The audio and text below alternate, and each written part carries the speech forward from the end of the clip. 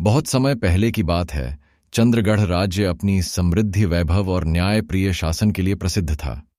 वहां के राजा महाराज विक्रम सिंह एक बुद्धिमान और दूरदर्शी शासक थे। उनकी वीरता और नीति कुशलता की गाथाएं दूर दूर तक गाई जाती थीं। परंतु उनकी सबसे बड़ी संपत्ति थी उनकी एकमात्र संतान राजकुमारी चंद्रकला। राजकुमारी चंद्रकला न केवल अनुपम सौंदर्य की धनी थी, बल्कि अत्यंत कुशाग्र बुद्धि और असाधारण प्रतिभा वाली भी थी। उसने शस्त्र विद्या, काव्य, गणित और नीति शास्त्र में निपुणता प्राप्त कर ली थी। राजमहल के सभी लोग उसकी सुंदरता और विद्वता की प्रशंसा करते नहीं थकते थे, परंतु इसमें एक कमी भी थी। वह अत्यंत अभिमानी थी। उसे लगता था कि संसार में कोई भी व्यक्ति उसकी बराबरी नहीं कर सकता, न बल में, न बुद्धि में और न ही स्वाभिमान में। उधर महल के अस्तबल में एक गरीब युवक अर्जुन काम करता था। उसका जन्म किसी कुलीन परिवार में नहीं हुआ था। वह एक साधारण ग्वाले के घर जन्मा था। वह महल के घोड़ों की देखभाल करता, उन्हें प्रशिक्षित करता और उनकी सेवा करता। महल के अन्य नौकरों की तरह उसका काम भी बस एक जिम्मेदारी थी। परंतु अर्जुन का घोड़ों के प्रति प्रेम अद्भुत था। वह उनकी चाल, उनकी आदतों और उनकी मनस्थिति को समझने में माहिर था। ऐसा लगता था जैसे घोड़े भी उसे समझते हों। जब कोई अशांत घोड़ा होता तो अर्जुन के पास जाते ही वह शांत हो जाता। उसके कोमल स्पर्श और मधुर आवाज से सबसे जिद्दी घोड़े भी उसके मित्र बन जाते थे।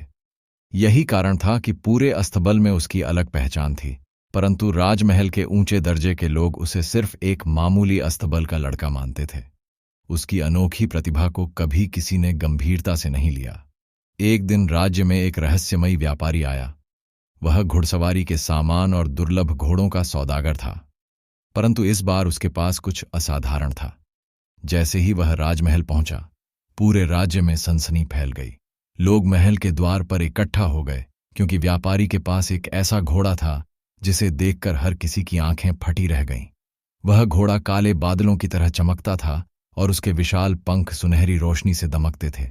जब वह हिलता तो उसके पंखों से ऐसी आभा निकलती मानो सूर्य की किरणें झिलमिला रही हों।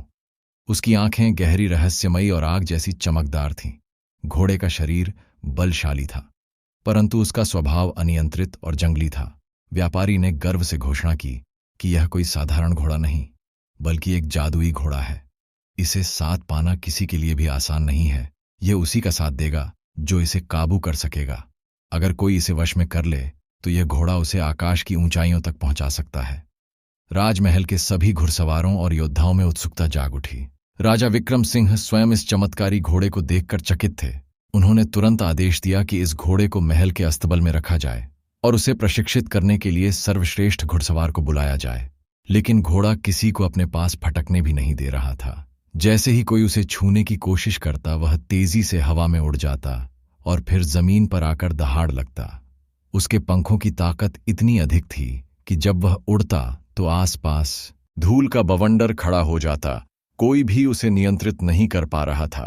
राजा विक्रम सिंह की चिंता बढ़ने लगी। उन्होंने सभा बुलाई और घोषणा की कि जो कोई घोड़े को वश में कर सकेगा उसे बहुमूल्य इनाम दिया जाएगा। राजमहल के योद्धाओं, अस्तबल के प्रमुख प्रशिक्षकों और अनुभवी घुड़सवार ने इस चुनौती को स्वीकार किया। लेकिन जैसे ही कोई घोड़े के पास जाता, वह अपने पंख फड़फड़ाकर हवा में उड़कर दूर चला जाता। राजकुमारी चंद्रकला भी यह दृश्य देख रही थी। उसे विश्वास था कि इस चुनौती को कोई भी पूरा नहीं कर पाएगा। वह गर्व से बोली, इस राज्य में कोई ऐसा वीर नहीं जो इस घोड़े को वश में कर सके। लेकिन वह यह नहीं जानती थी कि एक साधारण अस्तबल का लड़का अर्जुन चुपचाप यह सब देख रहा था। उसके मन में कुछ चल रहा था।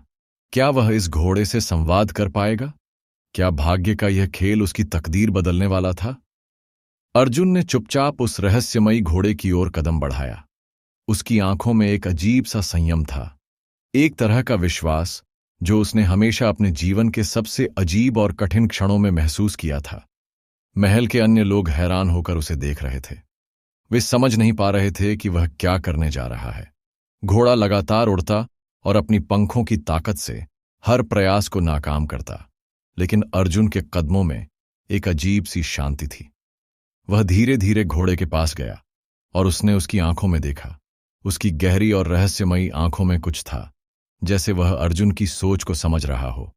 और फिर अचानक कुछ ऐसा हुआ जो किसी ने कभी नहीं सोचा था। घोड़ा रुक गया, उसकी धड़कन धीमी हुई और वह एकदम शांत हो गया। अर्जुन ने हल्की मुस्कान के साथ उसके सिर पर हाथ रखा। उसके स्पर्श से घोड़ा एक कदम पीछे नहीं हटा, बल्कि धीरे धीरे उसने अपना सिर अर्जुन की ओर झुका दिया। यह दृश्य सभी के लिए चमत्कारिक था, क्योंकि घोड़ा जिसे कोई भी साधारण व्यक्ति काबू नहीं कर सका था, अब अर्जुन के पास खड़ा था, बिना किसी विरोध के। राजमहल के सभी लोग चुप थे, आंखें फटी हुई थीं। राजा विक्रम सिंह, जो पहले इस घोड़े की शक्ति को लेकर चिंतित थे, अब अविश्वास में थे। वे देख रहे कि अर्जुन ने बिना किसी साधारण प्रयास के उस जादुई घोड़े को अपने नियंत्रण में कर लिया था। राजा ने अपनी आंखें बंद कर लीं, जैसे वह इस रहस्यमय घटनाक्रम को समझने की कोशिश कर रहे हों। फिर उन्होंने अर्जुन की ओर देखा और कहा, अब यह घोड़ा तुम्हारा है, लेकिन ध्यान रखना, यह केवल एक घोड़ा नहीं है। यह एक जादुई जीव है जिसे वश में करना आसान नहीं होगा। इसे पालना, समझना और उससे संवाद करना, ये सभी चीजें बहुत बड़ी जिम्मेदारी है। अर्जुन ने सिर झुका लिया। उसकी आंखों में संकोच और विनम्रता का मिश्रण था। उसे इस पल का एहसास था कि उसकी पूरी जिंदगी अब एक मोड़ पर खड़ी है। एक साधारण लड़के से अब वह उस जादुई घोड़े का मालिक बन चुका था, जो उसे आकाश की ऊंचाइयों तक ले जा सकता था। लेकिन वह जानता था कि यह रास्ता आसान नहीं होगा। लेकिन राजकुमारी चंद्रकला को यह बिल्कुल पसंद नहीं आया। उसे यह नहीं पच रहा था कि एक साधारण मजदूर, जो कभी राजमहल के गलियारों में भी नहीं आ सकता था, अब उस घोड़े का मालिक बन चुका है। उसकी आंखों में गर्व और क्रोध का मिश्रण था। वह महल में खड़ी रही और फिर गुस्से से बोली, यह घोड़ा महल का है और यह किसी मजदूर को नहीं दिया जा सकता। यह केवल एक साधारण मजदूर का हक नहीं है, यह हमारे परिवार का हिस्सा है और मैं इसे वापस लेने की कोशिश करूंगी। राजकुमारी का स्वर कड़क था, उसकी आंखों में गहरी नफरत थी। वह अर्जुन को ना देखकर उसे एक अपमानजनक टुकड़े की तरह देख रही थी। राजा विक्रम सिंह ने अपने गहरे और शांत स्वर में उत्तर दिया, चंद्रकला, यह घोड़ा महल का नहीं है। यह अपने स्वामी को खुद चुनता है और इसने अर्जुन को चुना है। यह घोड़ा केवल उसकी भावनाओं और उसकी आत्मा को महसूस करने के कारण उसे अपने पास आने दिया। राजा के शब्दों ने चंद्रकला को चुप करा दिया, लेकिन उसकी नफरत की ज्वाला अंदर ही अंदर जलती रही। वह नहीं चाहती थी कि एक मजदूर राजकुमार जैसी महानता को छू सके। उसकी सोच में राजकुमार बनने का सपना था, और वह यह सब अर्जुन से क्यों छीनने लगा। अर्जुन ने राजा की बातों को सुनते हुए सिर झुका लिया और विनम्रता से अपने कदम बढ़ाए।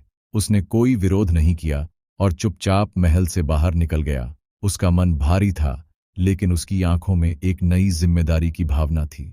वह जानता था कि इस घोड़े के साथ उसका संबंध कुछ साधारण नहीं था। यह एक प्रकार का भाग्य का खेल था, जो उसकी पूरी जिंदगी बदलने वाला था। लेकिन अर्जुन को यह समझना था कि वह सिर्फ एक घोड़े का मालिक नहीं था, बल्कि उस घोड़े के साथ उसकी यात्रा अब एक ऐसी दिशा में जा रही थी जहां उसे अपनी शक्तियों और अपनी पहचान को पहचानना था। यह घोड़ा केवल एक जीव नहीं था, वह पारंपरिक किंवदंती, एक भाग्य की शक्ति और एक अदृश्य मार्ग था, जिसे अर्जुन को अब तलाशना था। अर्जुन ने देखा कि घोड़ा अब भी उसके पास खड़ा था, जैसे वह उसे किसी गहरे उद्देश्य के लिए इंतजार कर रहा हो। अब वे एक साथ थे, दो जिंदगियां, दो आत्माएं, जो एक अद्भुत सफर पर जाने वाली थी। कुछ ही दिनों में अर्जुन और घोड़े के बीच गहरा संबंध बन गया था। वह उसे सुरंग कहकर बुलाने लगा, क्योंकि उसके पंख अंधेरी सुरंग में चमकने वाले सितारों की तरह लगते थे। सुरंग सिर्फ एक घोड़ा नहीं था, बल्कि अर्जुन के जीवन का अनमोल साथी बन चुका था। हर दिन वे जंगलों में घूमा करते, हवा में उड़ते और साथ में उन शांत लम्हों का आनंद लेते जो कोई और नहीं समझ सकता था। अर्जुन को ऐसा लगता कि सुरंग ने उसकी दुनिया को एक नए रंग में रंग दिया था, जैसे वह सिर्फ उसका था और वह सिर्फ सुरंग का। लेकिन महल में कुछ अजीब घटनाएं होने लगी।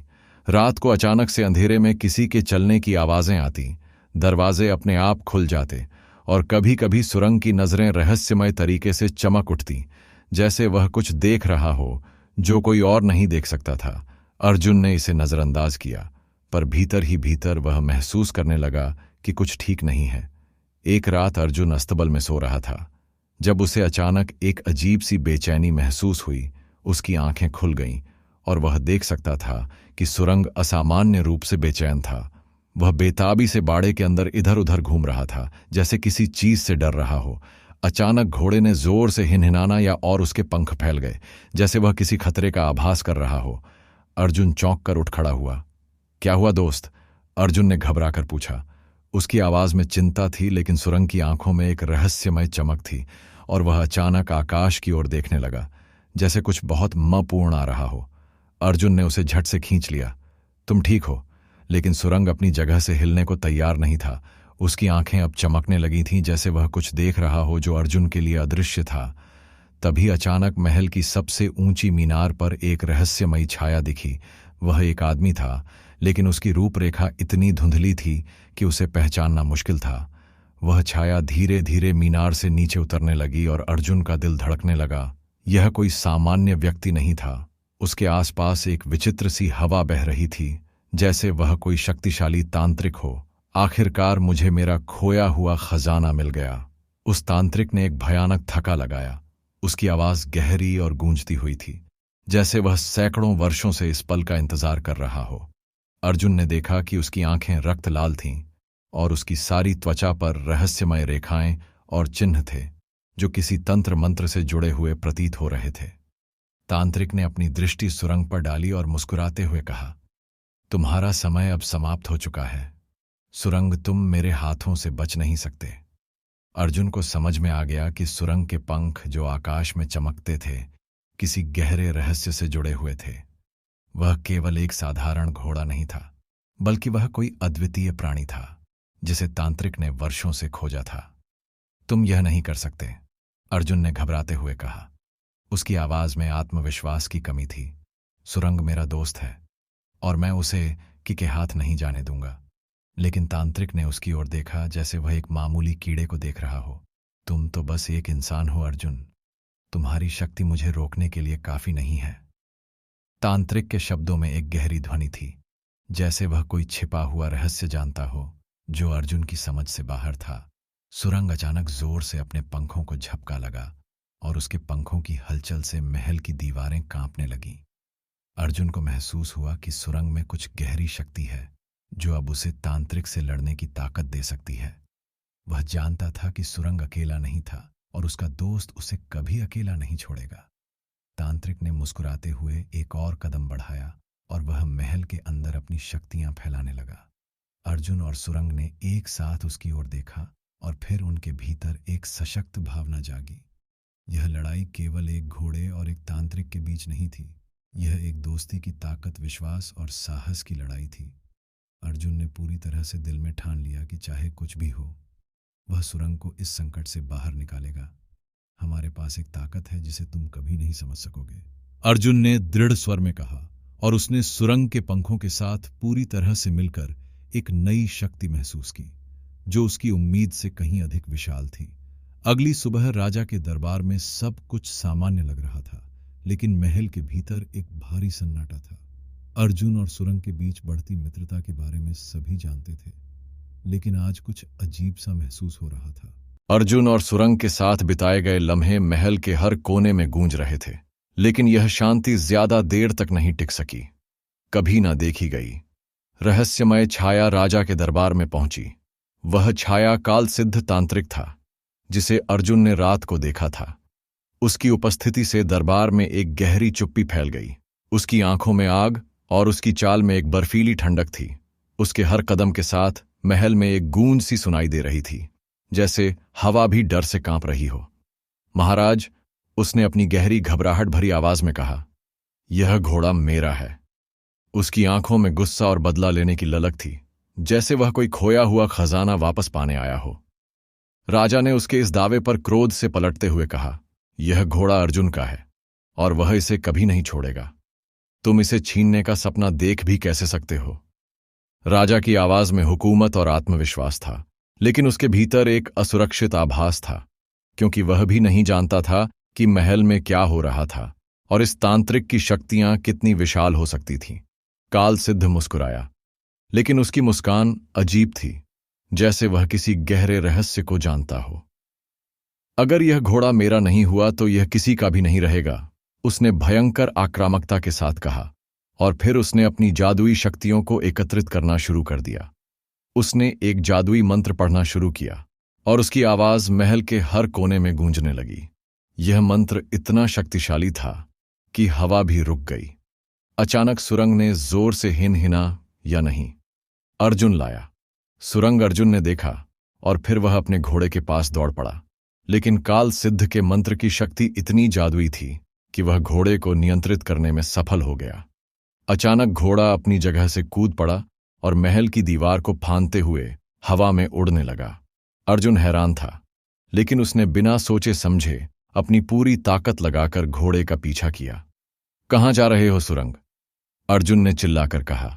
लेकिन सुरंग की आंखों में वह चमत्कारी चमक थी जो अर्जुन को यह बताने के लिए थी कि वह इस लड़ाई को अकेले नहीं लड़ने वाला।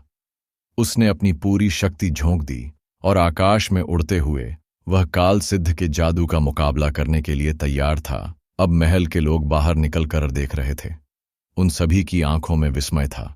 वे देख रहे थे कि एक जादुई घोड़ा और उसका साथी अर्जुन आकाश में उड़ रहे थे, और पीछे पीछे काल सिद्ध अपनी तंत्र मंत्र शक्तियों से उन पर हमला कर रहा था। महल के आसपास के आकाश में अजीब सी हलचल हो रही थी। काल सिद्ध ने अपना हाथ उठाया और एक विशाल जादुई शक्ति अर्जुन और सुरंग की ओर फेंकी। यह एक तेज काले बादल जैसा था जिसमें बर्फीली ठंडक और भयंकर बिजली की चमक थी। अर्जुन ने देखा कि वह हमला उनके पास आ रहा था और उसने एक पल में ही फैसला किया। वह जानता था कि यह सिर्फ उसकी और सुरंग की ताकत पर निर्भर है। अर्जुन ने अपने हाथों को सुरंग के शरीर पर रखा और अपने दिल से पूरी ताकत जुटा हुए कहा, हम एक हैं सुरंग, तुम मेरा साथी हो और हम मिलकर हर मुश्किल का सामना करेंगे। सुरंग ने जोर से अपना सिर उठाया और अपनी पूरी शक्ति से आकाश में पंख फैलाए। अचानक वह काले बादल की ओर तेजी से बढ़ने लगा और अर्जुन की आंखों में एक अनोखी चमक आ गई। दोनों ने मिलकर उस खतरनाक जादू को चुनौती दी। काल सिद्ध का मंत्र अब असफल होने लगा था क्योंकि सुरंग की शक्ति और अर्जुन का विश्वास उस हमले का सामना कर रहे थे। आकाश में अब एक असाधारण दृश्य था। सुरंग और अर्जुन दोनों एक साथ हवा में उड़ रहे थे, जैसे उनके भीतर कोई अपार शक्ति समा गई हो। काल सिद्ध को समझ में आ चुका था कि यह लड़ाई जितनी उसने सोची थी उतनी आसान नहीं होगी। उसने फिर से एक और तंत्र मंत्र का उच्चारण किया, लेकिन इस बार सुरंग ने अपनी पूरी ताकत झोंकी और एक आकाशीय आक्रमण के साथ तांत्रिक के जादू को तोड़ दिया। अब तुम नहीं जीत सकते, अर्जुन ने गर्व से कहा, और साथ ही सुरंग ने अपनी जादुई शक्ति को और भी ज्यादा तेज किया। काल सिद्ध के चेहरे पर घबराहट साफ दिखने लगी। उसे अब समझ में आ गया था कि इस घोड़े और उसके साथी को हराना उसके लिए एक असंभव कार्य था। राजकुमारी चंद्रकला का हृदय आज एक अजीब उथल पुथल में था। उसका मन और आत्मा दोनों ही अशांत थे, क्योंकि उसे पहली बार महसूस हुआ कि वह अर्जुन के लिए चिंतित है। अब तक उसने हमेशा अर्जुन को एक साधारण मजदूर समझा था, लेकिन आज उसकी आंखों में अर्जुन का साहस और बलिदान देखकर उसे अपनी सोच पर गहरा पछतावा हो रहा था। क्या वह सच में इतनी गलती कर रही थी जो उसने अर्जुन को तिरस्कार किया था? अर्जुन ने बिना किसी डर के काल सिद्ध के खिलाफ लड़ने का निश्चय किया था। वह जानता था कि काल सिद्ध बहुत शक्तिशाली है, लेकिन उसका दिल और हौसला उसे उस भयंकर राक्षस से लड़ने के लिए प्रेरित कर रहे थे। अर्जुन की आंखों में एक ऐसी आग थी जो कभी बुझने वाली नहीं थी। महल में शोक का माहौल छा गया। लोग विश्वास करने के लिए तैयार नहीं थे कि अर्जुन और काल सिद्ध दोनों समुद्र में गिर गए और मारे गए। लेकिन चंद्रकला का दिल कुछ और ही महसूस कर रहा था। वह जानती थी कि वह कुछ बड़ा खो चुकी है। उसकी आंखों में आंसू थे और वह खुद से कह रही थी, क्या मुझे अर्जुन को अपनाना चाहिए था? लेकिन अर्जुन और काल सिद्ध की मौत के बारे में जो अफवाह फैली वह सच नहीं थी। समुद्र में गिरने के बाद अर्जुन और काल सिद्ध के बीच एक अद्भुत घटनाक्रम हुआ। अर्जुन ने अपने जीवन के अंतिम क्षणों में काल सिद्ध को हराया, लेकिन इस बलिदान में उसकी जान चली गई। काल सिद्ध के शापित शरीर को समंदर में समाहित किया गया, लेकिन अर्जुन का बलिदान चंद्रकला के दिल में हमेशा के लिए जीवित रहा। अर्जुन का त्याग और उसका प्रेम जो उसने चंद्रकला के लिए किया था, वह सबके दिलों में एक सच्चे प्रेम की मिसाल बन गया। कुमारी चंद्रकला ने वह महसूस किया जो उसे पहले कभी समझ नहीं आया था। सच्चा प्रेम केवल दिखावे और आडंबर से नहीं होता, बल्कि यह बलिदान, साहस और समर्पण का परिणाम होता है। अब चंद्रकला के दिल में कोई सवाल नहीं था। अर्जुन की यादें और उसकी वीरता उसके जीवन का हिस्सा बन गई थी। यह बलिदान केवल एक आदमी का नहीं, बल्कि एक सच्चे प्रेम का था, और इस प्रेम ने कला को पूरी तरह से बदल दिया। 3 दिन बीत चुके थे और महल में सब लोग अर्जुन और काल सिद्ध की मौत के बारे में शोक मना रहे थे। मगर समुद्र के किनारे एक चमत्कारी घटना घटी। अर्जुन, जिसे समुद्र में गिरने के बाद मृत समझ लिया गया था, दरअसल जीवित था।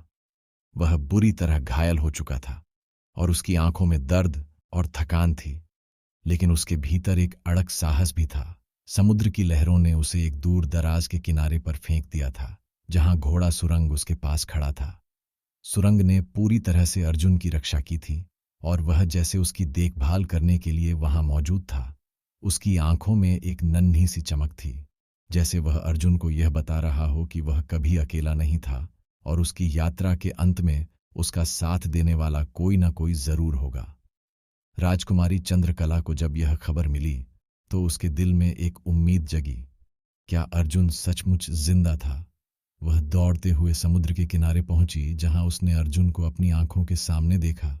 अर्जुन लहूलुहान पड़ा हुआ था, लेकिन उसके चेहरे पर एक संतोष और शांति थी, जैसे वह जानता हो कि वह अपनी यात्रा के अंतिम पड़ाव पर पहुंच चुका था। चंद्रकला की आंखों में आंसू थे, लेकिन यह आंसू अब पछतावे और दुख के नहीं थे, बल्कि प्यार और राहत के आंसू थे, क्योंकि उसे एहसास हुआ कि वह जिस व्यक्ति को कभी ना समझ पाई थी, वही उसकी जिंदगी का सबसे बड़ा नायक था। राजकुमारी ने उसे देखा और फंकते हुए कहा, क्या तुम मुझे माफ कर सकोगे? मैंने तुमसे वह सच्चा प्यार कभी नहीं किया जो तुमने मेरे लिए किया। उसकी आवाज में एक गहरी ग्लानि और पछतावा था। वह जानती थी कि उसने अर्जुन को कभी वह आदर नहीं दिया जो वह उसकी उम्मीदों से कहीं ज्यादा लायक था। लेकिन अब, जब अर्जुन के बलिदान और उसकी महानता के बाद वह उसे देख रही थी, तब उसकी दुनिया पूरी तरह बदल चुकी थी। अर्जुन ने धीरे से अपनी आंखें खोली और मुस्कुराया। उसकी मुस्कान में कोई गुस्सा, कोई नफरत नहीं थी, केवल शांति और प्रेम था। तुम्हें माफ करना मेरे लिए कोई मुश्किल नहीं, उसने कहा, क्योंकि जो मैंने तुम्हारे लिए किया वह मेरे दिल से था। मैं जानता था कि तुम सच्चाई और प्रेम को समझोगी, और यही मेरी यात्रा का उद्देश्य था। अर्जुन के शब्दों में ऐसी गहराई थी कि चंद्रकला को महसूस हुआ कि उसने केवल एक आदमी को नहीं, बल्कि एक सच्चे दिल और आत्मा को पहचाना है। अर्जुन ने धीरे से अपनी हथेली बढ़ाई और चंद्रकला ने बिना किसी हिचकिचाहट के उसे पकड़ लिया। यह वह क्षण था जब उनका प्रेम केवल एक कहा नहीं रहा, बल्कि वास्तविकता में बदल गया। सुरंग, जो हमेशा अर्जुन के साथ था, अब उन्हें देख रहा था, जैसे वह उनका साथ देने के लिए हमेशा वही